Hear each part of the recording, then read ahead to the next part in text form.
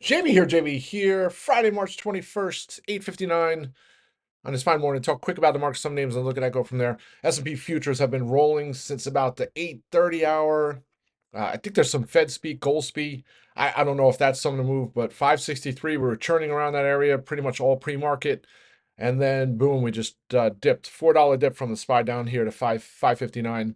I I say this a lot. I prefer red opens. I don't know why. It seems like every time we have a gap higher, and this goes for not even just this current environment, but a lot of times over the years, we have a large gap to the upside. It always seems those get faded. So especially, well, what we've seen over the last couple of weeks too, some of the best moves have been some of these bounces. So maybe we'll get some type of reversal here, flush out at the open, and reverse, but certainly not a good start. Mondays, and Fridays have historically been bad in 2025.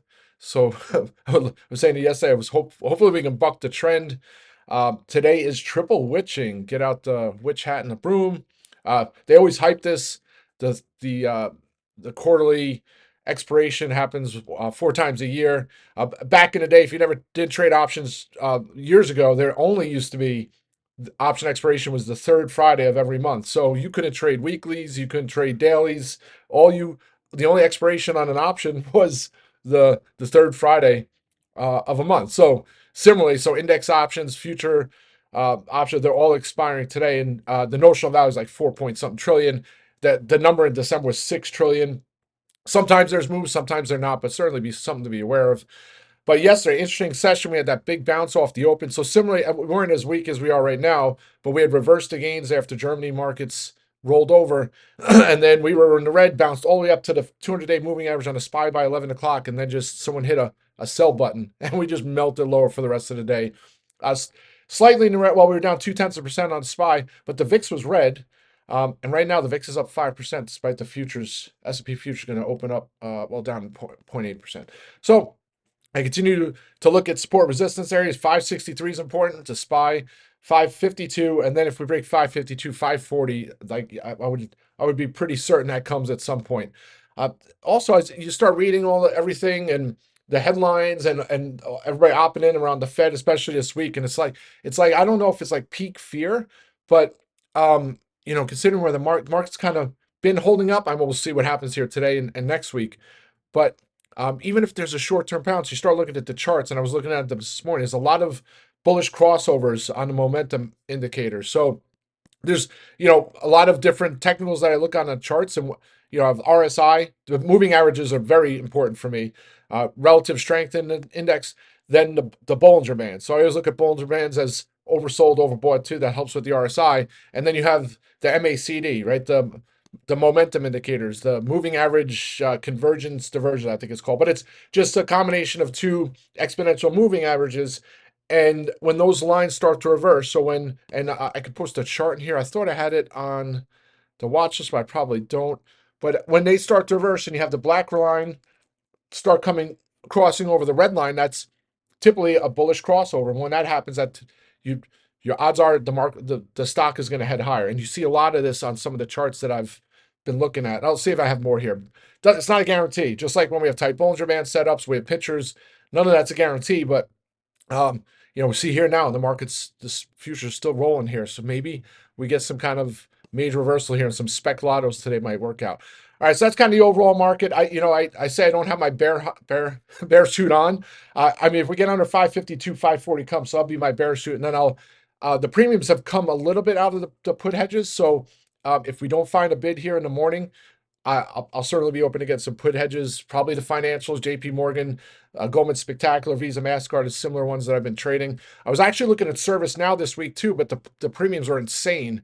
And that one has come substantially off highs from earnings, but watching it was 820 for most of the week, then found a bit. It's sitting here at 815. It could be another name I trade for some spec lotto puts if the market doesn't find some footing. And then I always talk about silver lining. Take a look at the VIX, just yesterday's candle. Look at it. You would think it was kind of like a lackluster session. Meanwhile, a huge trading range, 100 points on the S&P. So, all right, that's the overall market. Talk about quick individual names. a first Dell yesterday, all the way up to almost was getting close to 102. I was going to hold for much higher. Then once the market started to melt, it was breaking. It looked like it was a break under 100. I closed the last of my calls out for some profits. Didn't want to see those erode. Similar situation here. You look at the Dell chart, and you have a bullish crossover on the momentum indicators. Again, doesn't mean a certainty it's going to resume its upside, but if it does, it could be substantial. Don't be surprised if I add some strikes if the market reverses there into next week for a move.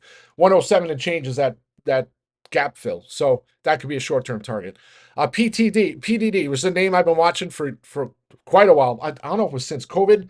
I kind of missed the run. It came back down. Then it's been chopping around.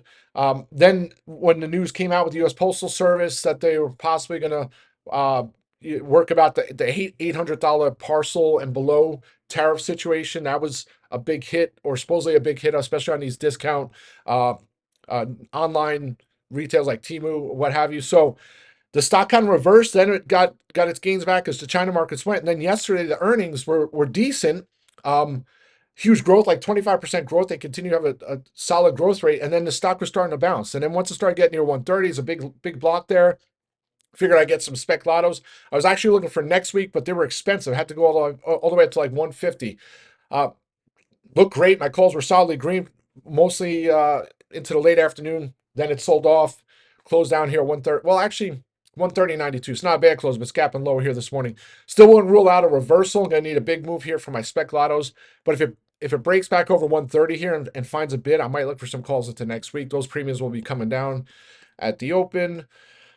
Shopify disappointing, no follow through. It was running on Fed Day, looked like it was ready to go, 103, and then closed at 101 and change. Yesterday, open lower, rallied all the way up to 104 by 11 o'clock, gave it all back. Still closed in a green. Still like this one for an upside. Again, another name, you take a look at the momentum indicators, bullish crossover. It doesn't mean, again, it doesn't 100% certainty it's going to happen. But if we do find support on the market, certainly another name I'll be watching. And then the last of the bunch for these momentum indicators, the bullish crossover and the pincher to boot, is Restoration Hardware. Premiums are nuts on Restoration Hardware. So even to play it for a move like that, the risk reward is not skewed in the in the favor of a call buyer unless it's a massive multi-day squeeze. It looked like it was going to break out Wednesday. Tried again yesterday. If it does, and once it starts to break, I might look for just nibble a few for a move to 260 maybe, possibly in a very short period of time. That's what I'm watching. And then some other names, TKO. I've been talking about this one, and it's up 3 of the last 4 sessions, right at its 50-day moving average. If that shows some follow through on a bounce here today, might finally nab some calls here. And XYZ took a breather yesterday. So another name, after Monday, sell my calls, kicking myself ever since until yesterday. Maybe an opportunity here today if we get a bounce. But the same token, again, I'm not going to rule out. At some point we're going to have I would like to see a flush out, right? So get all the capitulation move. You get people throwing the towels. The market, we get a quick volume drop, and then we get a reversal, and that would be kind of capitulation. I don't know if it's going to do it here at VIX at 20, right? The VIX would probably have to spike and go into the 30s or so. But I keep saying uncertainty. I think until we get some clarity. FedEx reported earnings yesterday. I mean, they're already putting headlines. Oh, U.S. economic uncertainty. I mean, they talked a little bit about that, but FedEx posted a beat, right? And they posted beats. They just keep issuing weak guidance. So the stock tumbled. It's like we're kind of like pulling off the Band-Aid on all this stuff. And I'm sure everybody's going to be talking about the next earnings season. There's still plenty of earnings next week. But that they're already talking about buzzwords, right? The first buzzword's uncertainty. Then I'm sure there's going to be like other things that are going to be buzzwords. And I remember it used to be, they always used to look into the transcripts on the earnings for all the buzzwords that weren't there before, right? Most recently, they say, oh, now AI, So there's always a new iteration of buzzwords that are in the transcripts. Next one's going to be uncertainty. And that's it, folks. Have a great day. If things get crazy or if there's any update, I'll be on in the middle of the afternoon. Otherwise, I'll be on audio later today. Let's have a great day. Rock and roll.